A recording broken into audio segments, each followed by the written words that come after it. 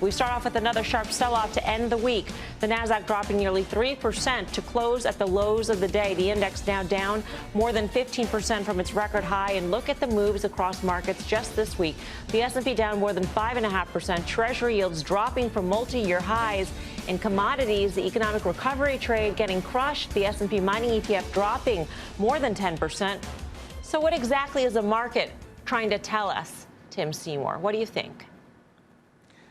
I think the market is trying to grapple with where margins are really going to be for corporate earnings, ultimately what we should be paying for stocks, and really how aggressive is the Fed going to be. And I don't think that, we can debate what the Fed's going to really be saying this week. I don't think this week's Fed coming up is going to be very critical. I think it's ultimately a case of what investors are willing to pay for stocks in an environment where either way, we all recognize that we have inflation. It's not going away. And I think that's really the debate here. We have seen, especially towards the end of this week, where, first of all, you look at small cap stocks, you look at high growth stocks, they're trading the same way. And then we start to question growth in the last couple of days of the week when we start to look at maybe, flattening of the yield curve. What's happening to commodity stocks?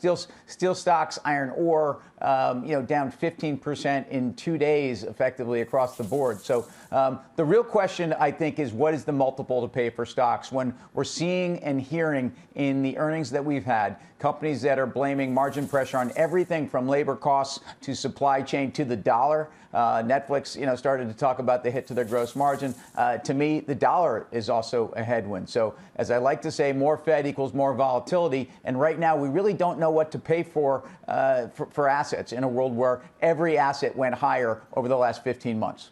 Yeah, and I guess that's why we threw commodities and the chart there in at the top, Brian Kelly, because I guess we're sort of asking the question, what sort of environment is this?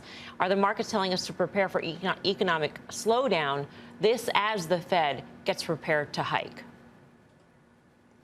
Yeah, I think that's what the message is. I mean, we've talked about this quite a bit, but the Fed has two choices. They can either tolerate inflation or they can raise rates to a point where the economy slows, and hopefully they don't raise rates enough so much that the economy goes into recession. Right now, the stock market is telling you, hey, wait a second, we might be looking at a recession. The Fed is likely raising rates at the exact wrong time. Therefore, to Tim's point, not only do we not know what multiple to pay, but we don't really know if earnings are going to hold up. So if you get an entire economy slowing down and a non-accommodative Fed, that's a really tough environment for risk assets. Yeah. Grasso, what do you think? Yeah, so yes, it's all about the Fed as far as rates and what the multiples should be paid. But it is interesting when you look at a lot of these charts, they're trying to push stocks back to the pre-pandemic level. So that February high, before they fell off a cliff, is where a lot of these charts have leaned. So what does it mean? You have so much. You have China, you have Russia, you have geopolitical, you have the Fed. You have the rotation value has grossly underperformed growth for years, for over 10 years. And now when value is lifting its head a little bit, people are starting to think, is that a bubble? I don't think that's a bubble. A lot more to come to the downside for growth, a lot higher for value. Yeah. Do you agree, Karen?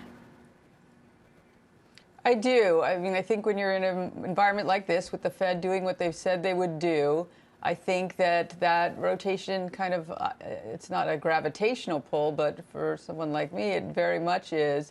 And, to Tim's point about what do you pay for stocks? What's the right multiple? I mean, that's a great question, but I also sort of step back and think, sentiment is a pendulum, and it doesn't stop at fair value. It swings way past. And so the challenge for me is that, I look at things like that I would think about, all right, do I short a DocuSign or something like that against some value longs?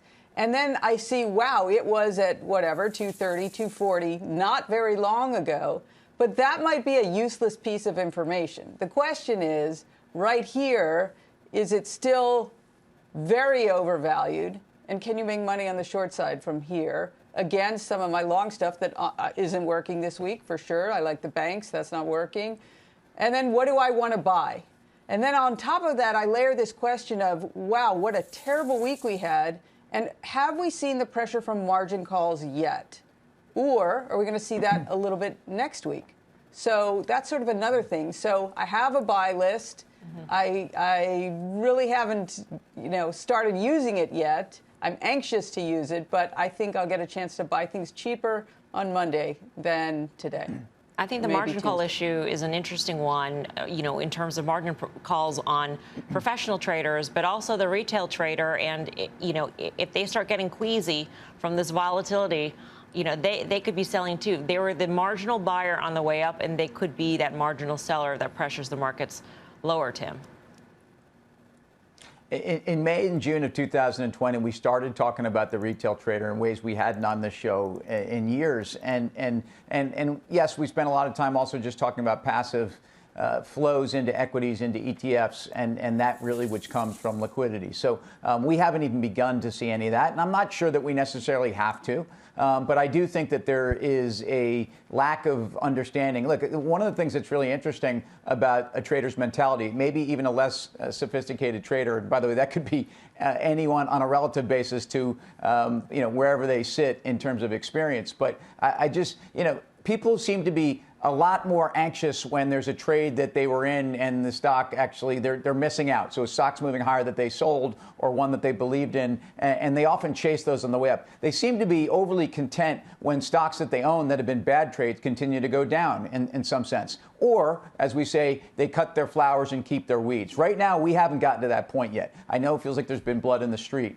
But I think if you look at where stocks are, and again, the oversold condition, yes, on a relative basis, I think this is through the October 3 low. And whether it's measuring relative strength indicators that, again, on a short-term basis tell you, they're more indicative of telling you a change in sentiment. But look, the S&P is still 30% above pre-COVID levels. And I remember back in that May-June period of 2020, we kind of pondered, when will stocks get back above their pre-COVID levels? When will we kind of take out COVID and just kind of get back to normalcy? Well, most of these stocks, and I mean Starbucks, Nike, Target, went more than 50% through those pre-COVID levels. And then you go back to a chart like Amazon, which looks like it wants to scream back to that pre-COVID level. And so, I think this gets back to that place where sentiment is. And I think a lot of people are very concerned, really, what was real or what was not. And certainly in terms of stimulus, the Fed had a lot to do with what was not real. BK, it sounds like you're thinking, to heck with trying to figure out the valuation, the right multiple for the overall markets. You're going for very specific, idiosyncratic stories. And I was hoping you can walk me through MP. I think that's an interesting one because it harkens back to your roots as being the one trader on this panel way back when, since we are celebrating our 15th anniversary, when rare earth stocks were really hot. Yeah, I mean, Molly Corp, that's what MP used to be called, was just what a fantastic trade that was. And I'm back into MP. So here's the logic on it, is that we are in a very rough geopolitical landscape. Most of the rare earths in the world come from China. You need these rare earths to make that electric vehicle and to make batteries and all of that. It is unlikely that you're going to have China have 90% control over that. There is currently one publicly traded rare earth mine in the U.S. That's the Mountain Pass Mine. MP Corp is the stock.